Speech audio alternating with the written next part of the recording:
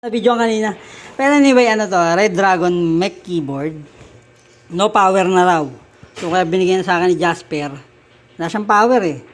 Dead set talaga. So, inalug-alug ko, minaririnig ako sa loob.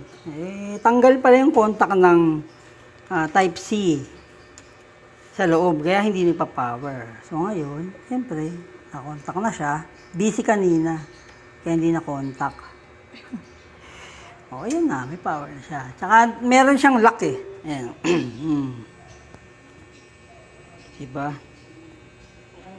Red Dragon, diba? May keyboard. Pang mga gamers to, yung mga gamers na mga, talagang gamer ka na. Inasasimahan ko yun. Ito, binubuo ko pa lang ulit. Hindi maganda pa ang laptop ito, maingay ito. Tingnan mo yung rack dyan, galit na galit ka sa rack pagka maingay. Ayan mga bossing, saan tayo? ASD, kasi kalas-kalas yung keyboard. Yun lang oh, tanggal yun sa loob sa loob. Kaya kinalas ko isa-isa, then kinalas ko yung panel, ilang tornilyo na naman yan. Oh. Yung, hindi ko na-videoan kanina eh. Sa loob, yung Type-C connector niya, yung contact na papunta sa board ay nakalas.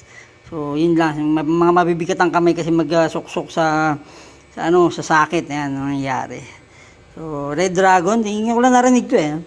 Kasi ang gamit ko, rack. Tapos, may isa, basta yun yun. Pero ngayon kasi nakarak ako na keyboard and mouse. Okay. So, anong gagawin natin mga bossing? Buuin na muna natin to. Alright.